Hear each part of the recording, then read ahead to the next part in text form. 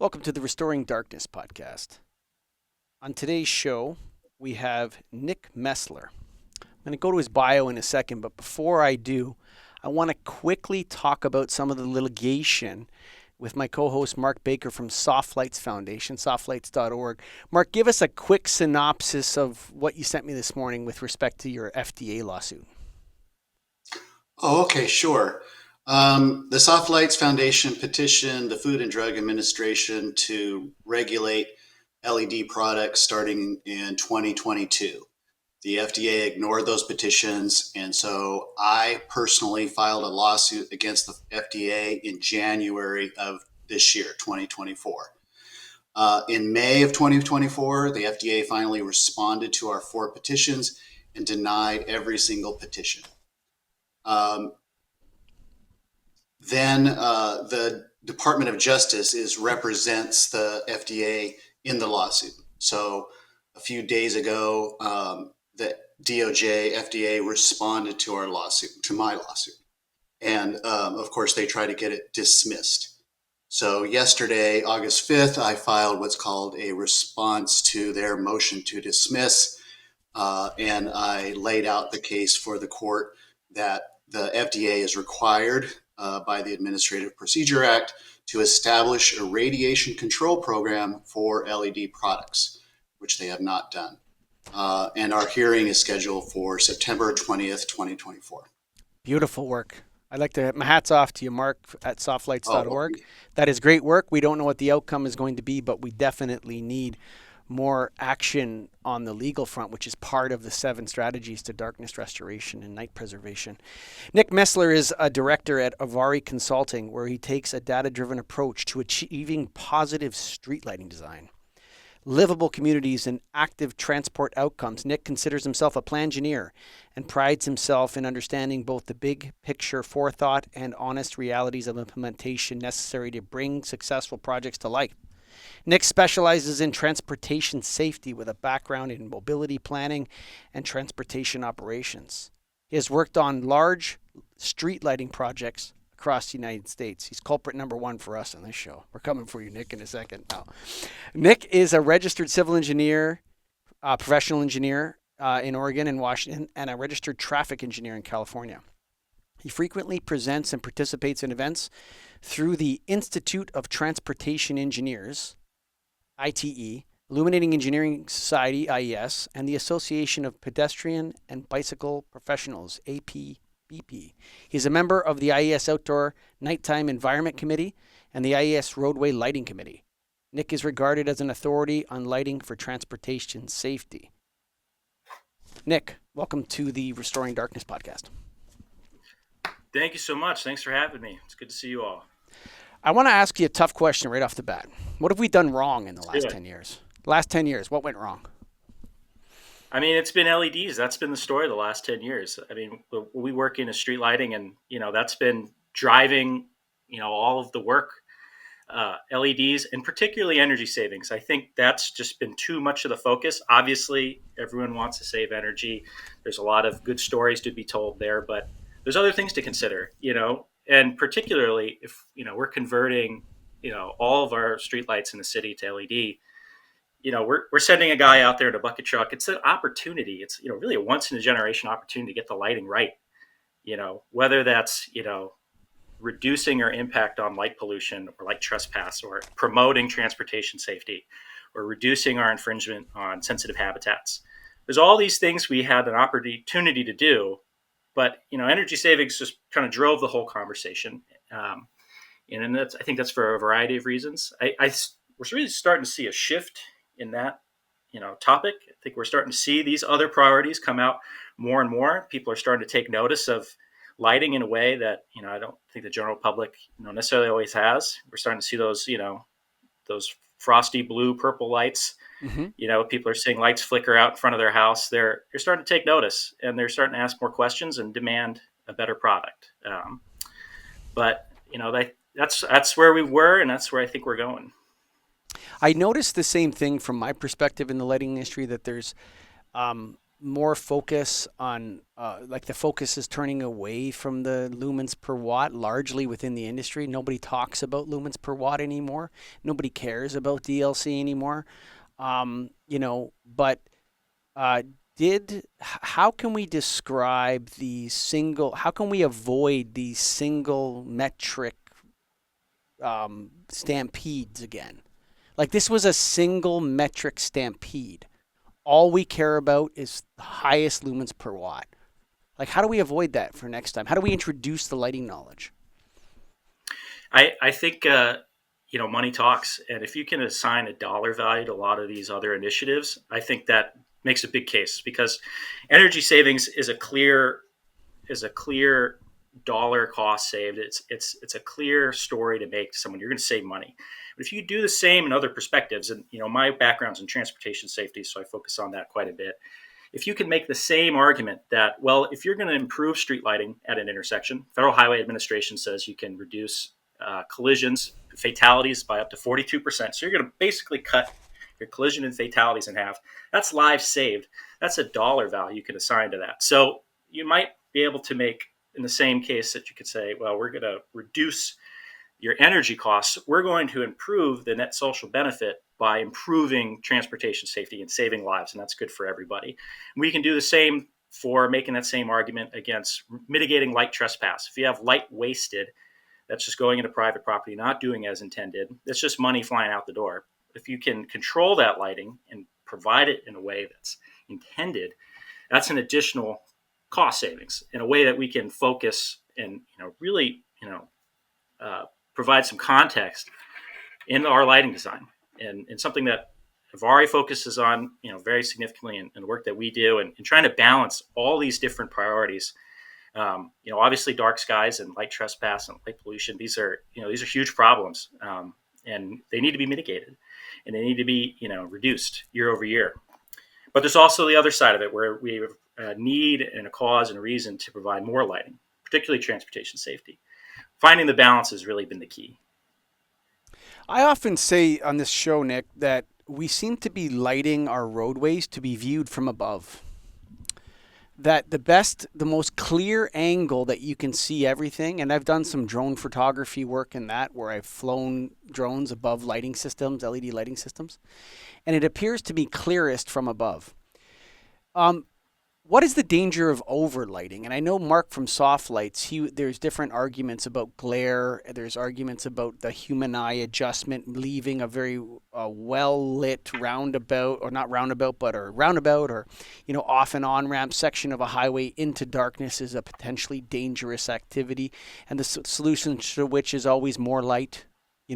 Whenever that happens, the solution becomes more LED lights, not less LED light at the main area. More lights down the road is what we need. If we just had more light, we wouldn't have any problems. What are some of the problems of overlighting, if you have documented any? Yeah, so I mean, from the reading I've done, the research has identified, particularly in the transportation safety context, where we light for roadways. If you overlight, it's there. Your return on investment starts to decrease, and you're not seeing additional safety benefit. And in fact, they're seeing a decrease in safety. So it's not necessarily that more lighting is what's most positive. I think as part of the LED technology we've seen over the last decade, you can get away with meeting the minimum standard as set forth by AASHTO or IS or whoever, with fewer fixtures, because they have a greater distribution, greater spread. You can control the light a little better. You have more control over the technology. So what that's enabled you to do is instead of having many fixtures along a roadway with relatively low output to meet your minimum standards, what you can do now is you can get away with fewer fixtures at a higher output. What you end up with is light and dark spots. You see this transition between light and dark at a high frequency, particularly if you're driving or biking. And the human eye's ability to adjust and adapt to that change rapidly is I don't think we could keep up. And the numbers show, particularly in the United States, we're seeing collisions go up year over year at night. We're not seeing that happen in the daytime. So all these talks about Vision Zero and transportation safety and these initiatives to save lives on the roadway, We haven't seen any change in the daytime, but at night we're seeing that go up year over year. So we're clearly not getting something right, and I don't think we truly fully understand the problem. Um, but I think there's a lot to be said on how we provide the quality of lighting and mitigating these areas of high and low lighting, such that you're getting a more comfortable visual experience from the ground level. Before I turn it over to Mark, who's laid out an interesting line of questioning from his perspective, um, where I look at this, so you have nanometers or Kelvin temperatures often the adjacent to that. So you're talking about 1800 versus 5000, these different degrees. Has anyone, and I'm sure Mark's going to get into that a little bit with his line of questioning, but for me, why are the poles so high? There's a patch of highway in on the 404 north of Toronto. Now it's been monked up with a bit, but when they originally put it in, it was because the pilots coming in for a landing couldn't see the runway at night because of the lights. So they reduced the height of the lights way down to like 8 feet, and they had these horizontally low Kelvin temperature because the pilots didn't like the white and they didn't like the glare. So they put in like 3000 Kelvin or 2700 Kelvin, and they were 8 feet. And then instead of shining on top of the cars, they kind of like a flashlight across the road. So you're driving through this space and you can always see in front of you, but there's no glare whatsoever at all. I always found like that was the best road highway lighting I've ever seen. And I'd love someone to do a study on accidents in that space over the last 10 years or whatever, whatever it is. Has there been any talk is that we're going too high with our lighting? That is very interesting. You're gonna have to send me that corridor, some crash data that we should take a look at, because that'd be interesting. I think it's, again, same thing. You can get away with fewer lights, and but instead of having a I would say more lights that are wider pole lower. spacing, I would say more that lights would that are be lower. preferred. Yeah, that would be preferred. I think from the visual experience of everyone using the roadway, whether you're a driver or pedestrian or a cyclist, that's going to be more comfortable. It's going to be more consistent. You're going to still meet, your minimum criteria or contrast ratios, whatever. Um, but the technology has, kind of pushed us to a way of energy savings, and everyone's trying to save money. And electricity is just going, costs are going up and up every year. So, if you can get away with a higher fixture that's going to light a greater area with just a greater output, instead of having the cost of two fixtures, two poles, the math gets pretty simple there. But again, if you can quantify the benefit, the cost savings from other perspectives, not just energy savings, but the benefit you're going to receive by reducing the number of collisions you have on that roadway, that's going to be, potentially in the hundreds of thousands to millions in net social benefit. And that's You going to don't have greatly to you outweigh don't have any to sort of shut down energy the bill. highway to change a light fixture if they're lower. You can only shut down one lane, Exactly. right? Mark, go ahead. Exactly. Well, folks, this idea of whether you should have one pole or two poles or three poles, the cities and the states have simply replaced the high pressure sodium with an LED. They didn't change the poles generally, right? So that if the light is different, it's a directed energy light, and it can spread more, or if it's more focused, whatever. It seems to be that the poles all should have been ripped out and then put in properly. I don't think that was done. So that's one of the problems now, that this LED light doesn't match where the poles are or were already. But this is an opportunity for me to ask Nick some questions, because Nick, you've already in this show then stated there's this evidence showing that traffic fatalities has been going up at night. And the Governor's Highway Safety Administration here in the US has a chart that shows that pedestrian fatalities have rocketed up, and it coincides with LEDs.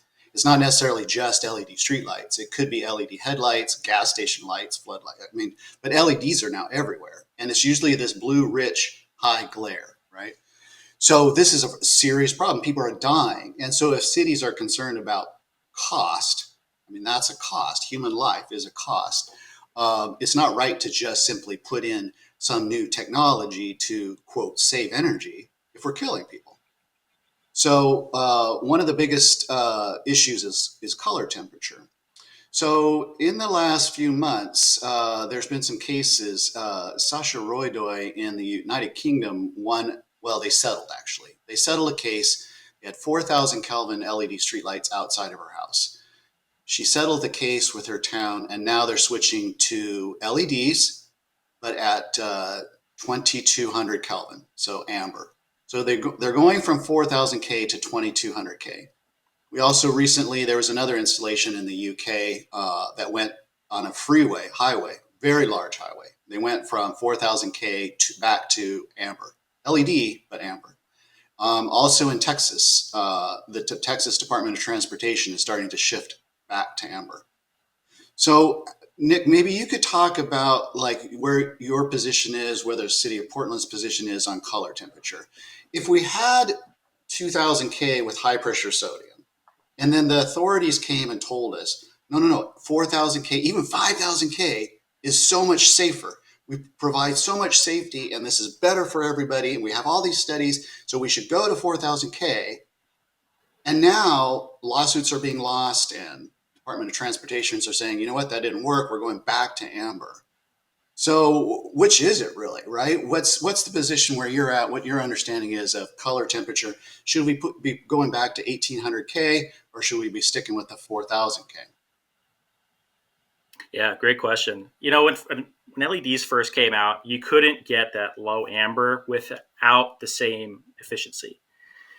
So there was, again, it was money talked and drove the conversation. So some of the first cities to convert to LED, particularly city of Seattle, city of Portland, they were very early in that conversation. This is now 10 or 12 years ago. What was on the market and what was available at the time to convert was a pretty high color temperature. And that's what they're stuck with for 20, 30 years until it's time to start replacing those with the next evolution. Seattle is just getting started on having those conversations, and they're going to be converting to their second generation of LEDs. And, if I were to talk to them, my recommendation would be a lower color temperature because we have the technology now that we didn't have a decade ago. So there's an opportunity there. A lot of the cities that we work with, they're often pushed very hard by particularly the local police agency to put in a higher color temperature. There's a belief, really a misunderstanding, that a higher color temperature is going to give you that visual acuity.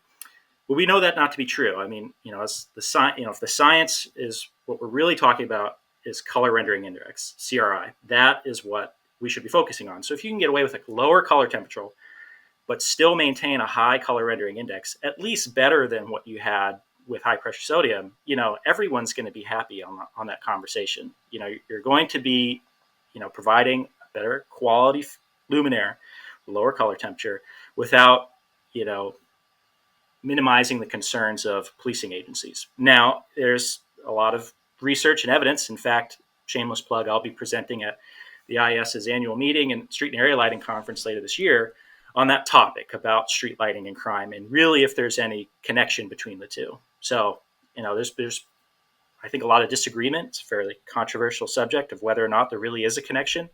Does street lighting deter crime? Does it just simply displace it, move it, down the street? We're hoping to shed some light on that and really start answering that question. Well, you don't need to go and talk to. Give you the answer right now. Don't worry about the convention. Don't worry about anything. I can tell you right now. Oh, we'll probably agree. Lighting is neither the solution nor the cause of any kind of human behavior, okay, related to crime. All right? It's definitely. Neither the cause, lack, or having there. It has nothing to do with crime. Now, can you pick out, homelessness and you shine 5,000 K lights on homeless people? Will they move? Yeah, they're not going to sleep under the 5,000 K lights. Oh, yeah. Right? We know that. Do we know that smash and grab crimes? But overall, it's not a solution. Mark, sorry to jump in on your questioning line there. I just couldn't handle it.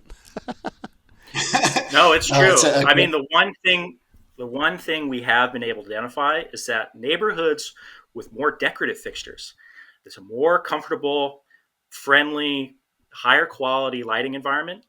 Those neighborhoods tend to have lower crime, and that's probably the most interesting finding. And the flip side of that, though, is neighborhoods that weren't designed for people to be out and walking around and being part of the community, but they were really, car-centric in their design, cities that were car-centric in their design. It doesn't matter if you've installed pedestrian scale post-top fixtures. it's still there. We see in those instances that there is no connection. But if you're in an Mm. older city that is walkable, if you have pedestrian scale lighting and it feels more comfortable to be out walking around at night, likely to see less crime. That is the only connection we're able to see. But just purely saying, well, if you have more light over here versus less light over there, we're going to see a difference in the crime rate. We haven't found that. And the science and the data that we have isn't able to draw that connection. The beauty, Mark Baker, and again, I just have to say this again, but back to you. Beauty has a chilling effect. Like people think people go into beautiful areas and they're like, wow, this is so awesome. Most people are really nervous when they're at the Vatican St. Peter's Cathedral, actually. It's a little bit intimidating, actually, when you walk in there. Not a little bit, a lot. You know what I mean? So beauty has a way of changing the perception of the people that are walking around in it, Mark. Wow. Well, Nick, so a lot of people contact me and they hate walking around under blue rich LED streetlights. Grand Rapids, Michigan, I was working with them quite a bit as they went to install 4,000K LED streetlights through historical neighborhoods, and everybody hated it. And yet Grand Rapids said, well, we're going to save money. So, and they quoted the safety, we're going to protect people. But now they don't like to walk in their own neighborhood. And so the beauty part is going back to 1800 Kelvin, amber, soft lighting. And I would like to mention something to put into your head about CRI. I'm going to tell you my opinion on CRI. So color rendering index is based upon sunlight. So if we're going to look at something during the daytime, it should look like something lit by the daytime. But if we're talking about nighttime environment, I don't think CRI makes any sense whatsoever. In fact, I freak out. If I see green grass and it's 3 o'clock in the morning, I'm like, what is that? That makes no sense to my brain to see colors at night. I think it's a mistake to use CRI for lighting at night.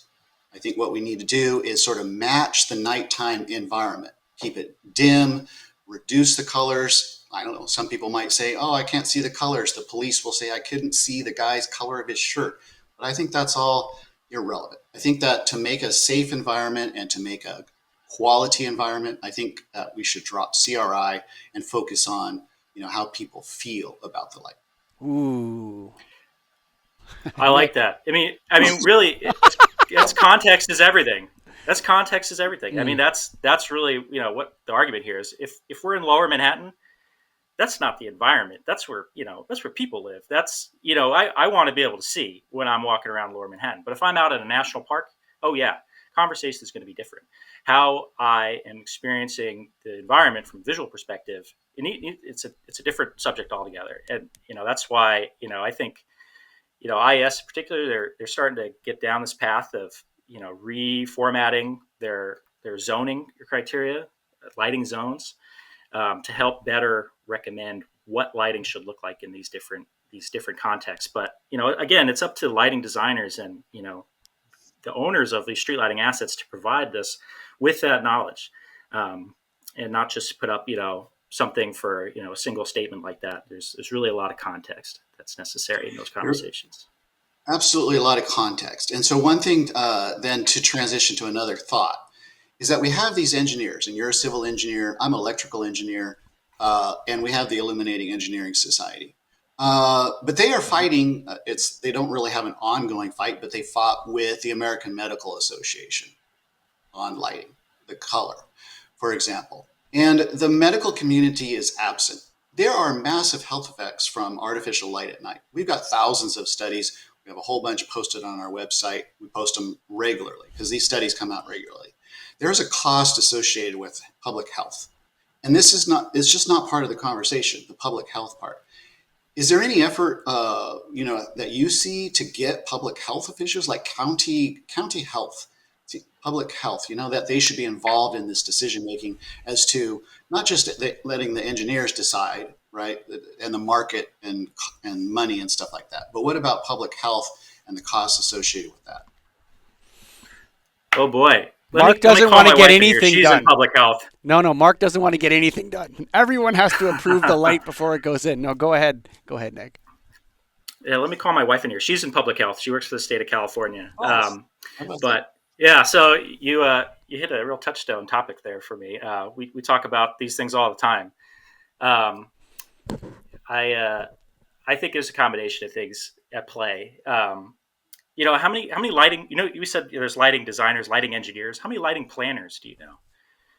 There's far fewer. Well, we've had, People that are yeah, for, people that are thinking about the different contexts of lighting and how it's going to affect many different aspects of our daily life, transportation safety, environmental impact, really just a livability, quality of life, Mm. asset that we provide to our citizens. That those conversations are not had in many cases. Mm-hmm. It's let's meet this minimum criteria, call it a day. My background's in traffic engineering. I spent years as a traffic engineer working in projects, California, Oregon, Washington, worked on a lot of lighting projects. We're there to meet the minimum criteria, whatever the illumination standard is. Horizontal, forget about vertical. That's not going to be part of the conversation. And we're going to move on. And we're going to get this done as cheaply as possible. All these other things that need to be considered, even just the basics, vertical illumination, luminance. I mean, all these, more complex calculations. Um, those aren't part of the conversation in most contexts. And, I think traffic engineers probably, at least, in the West Coast where I've worked, they probably are responsible for street lighting design on 85, 90% of the street lights. And they don't really understand these bigger picture outcomes and what the effects are of their lighting design. The truth is they don't need to. They can get away with meeting these minimum criteria. The reviewers on the municipal agency side, they're going to check the box. Yep, you met the criteria. Let's move on. So what we get is really the minimum viable product. We're not getting a quality of life kind of improvement.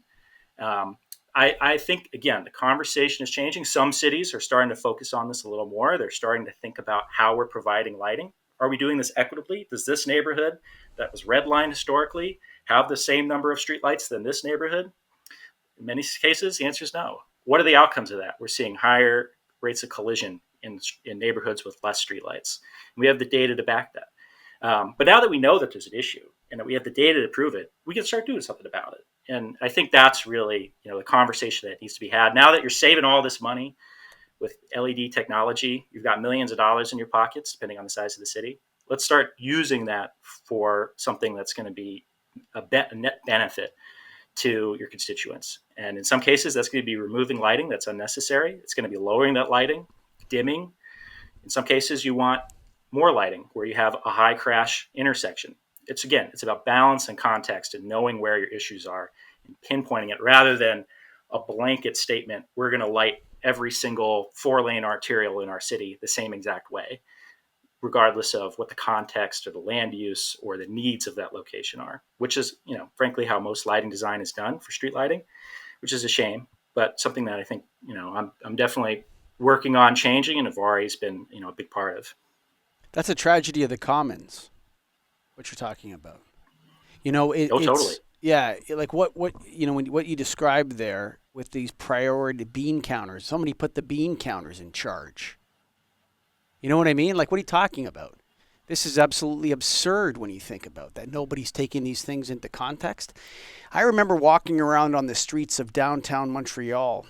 I don't know, 2017. It was nighttime. It was Friday night. It was so beautiful. The city was so beautiful at night. The nightclubs were glowing, beautiful architecture. You know what I'm saying? You're walking around, you feel like it's such a wonderful place, like a little wonderland, and somebody's going to smash 5,000 K lights in all over the place in there. That guy's a criminal almost in my mind. The how do we start asserting, like, for example, if these lighting systems were done properly, you wouldn't have Mark Baker and softlights.org. The problem, the reason why there's a Restoring Darkness podcast in the first place, okay, is because the problem is enormous and it's growing and it's getting worse. How do we turn the ship around, Nick? What do we have to do? I think there's a multi-pronged approach that you can take to start solving this issue. On the one hand, it's us. It's the people in the lighting industry that truly understand the difference between illuminance and luminance. Most people don't, We're in the 99th percentile of people that understand these complex topics. it starts with the industry pushing for it and making a case, and not just being pushed over when someone says, well, I want this because so and so said so. We need to establish why, but write it into the standards, write it into municipal lighting ordinances, write it in at the state level, get the FDA involved. Although as I said, my wife, she works in public health, she'll give you an earful about the FDA, so good luck. um, it, it, Yeah. there's a there's a lot that can be done. But now that we have all this information and the science and the data behind it, we got to start putting it into the standards, because that's what people are going to look at, and that's what the box is going to get checked on the municipal agency side of the review process. So if we can write it into the standard that you need to meet these criteria for this context, problem solved. No, But here's the problem. that's a complex. Here's the Let's see. problem, though.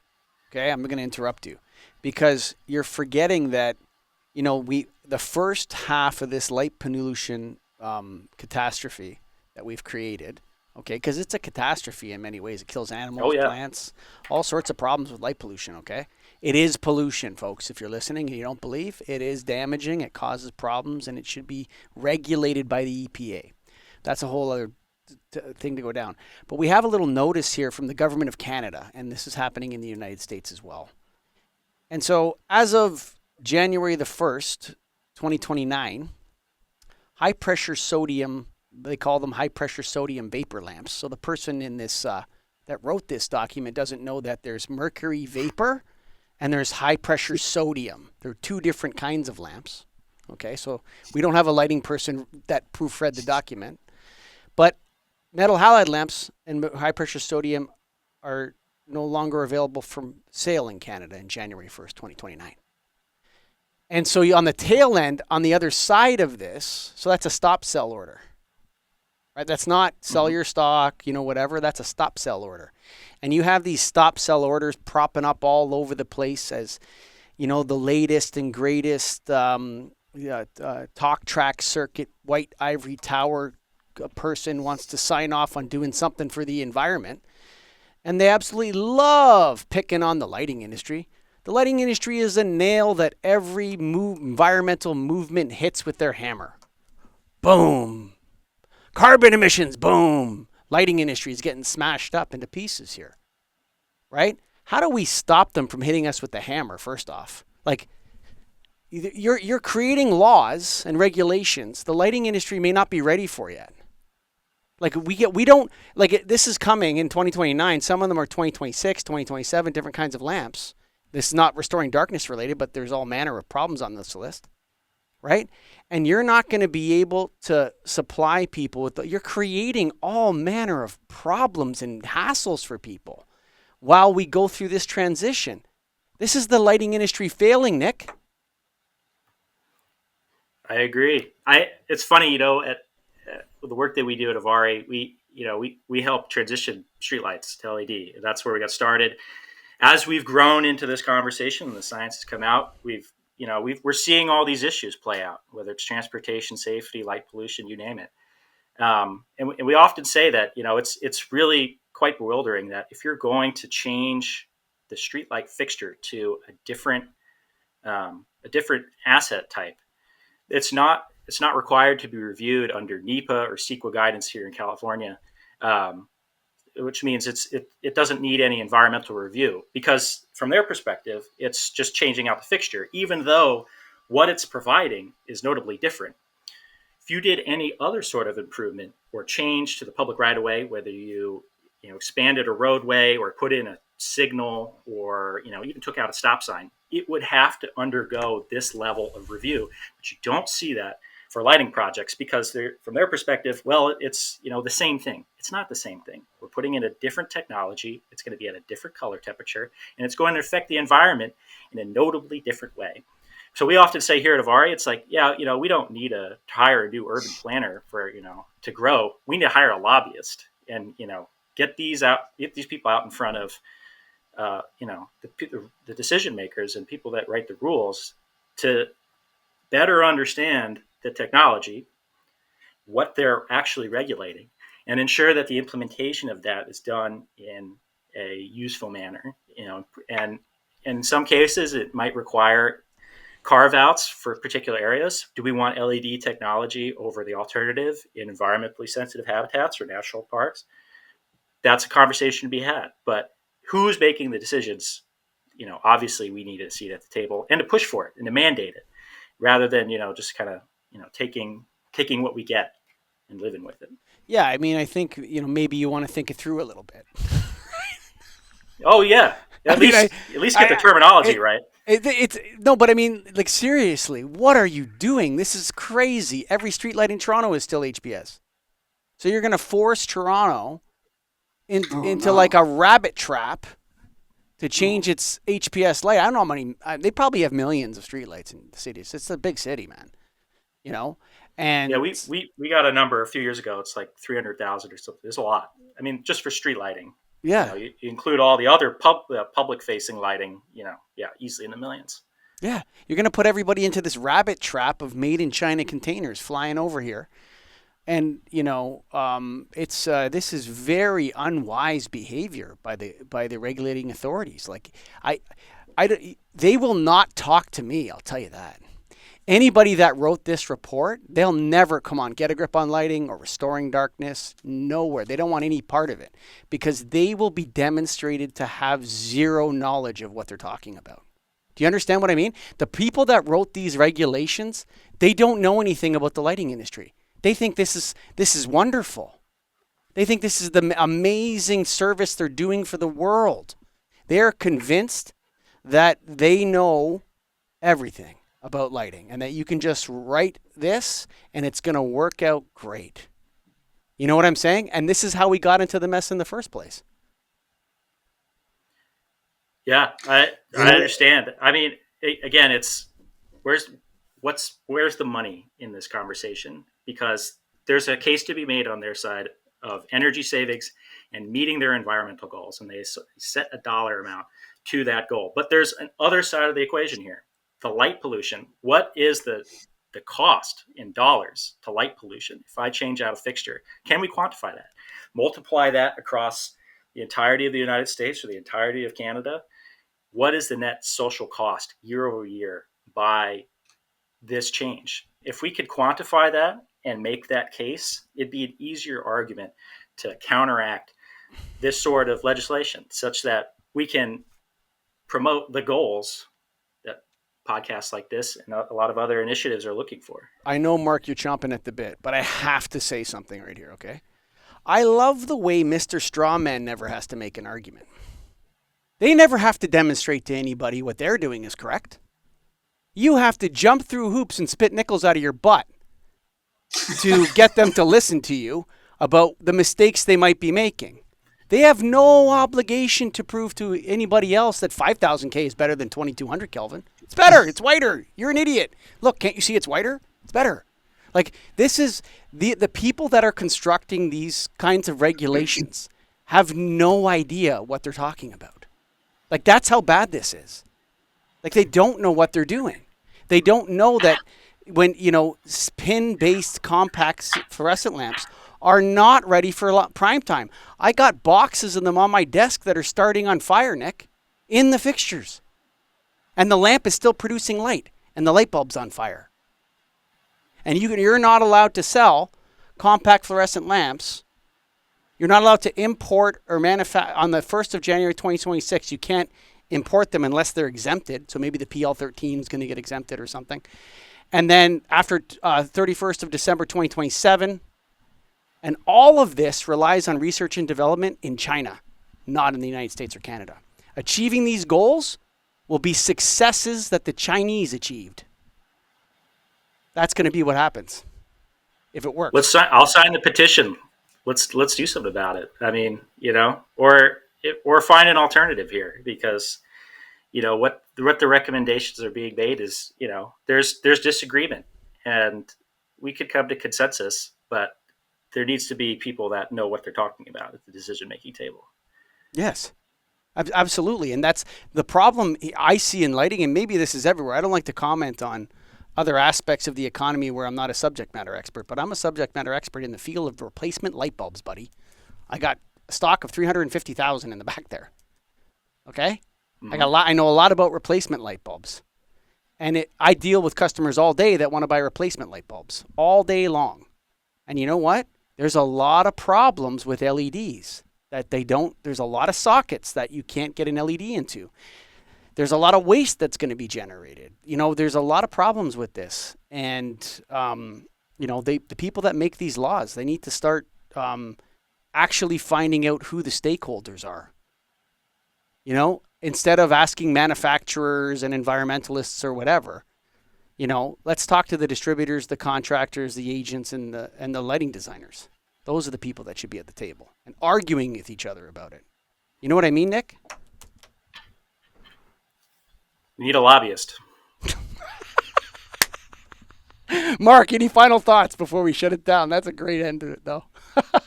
Oh, well, I had a whole bunch more thoughts. Nick is so interesting to talk to. So I had things, maybe I could just regurgitate out a few Sure. words that are in my head.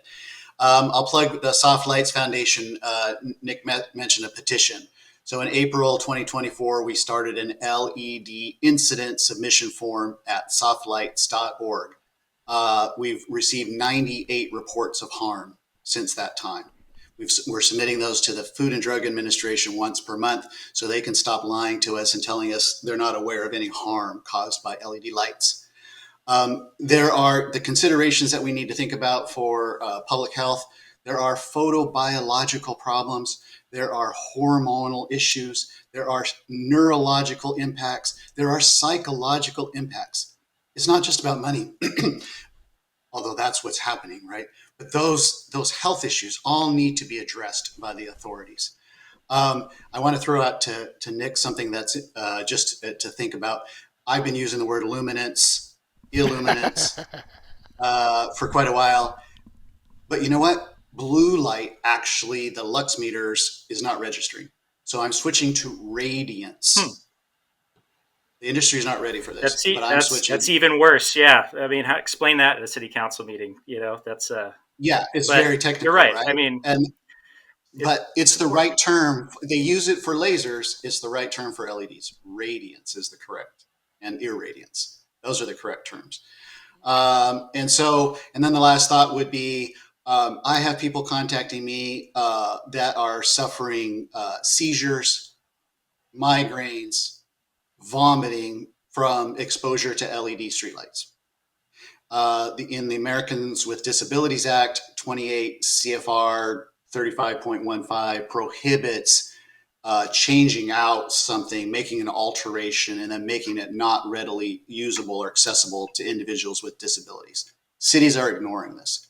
When they come in and they put, like, there's a case in New York, New York's State Public Service Commission case that's ongoing right now involving people suffering seizures from exposure to LED streetlights.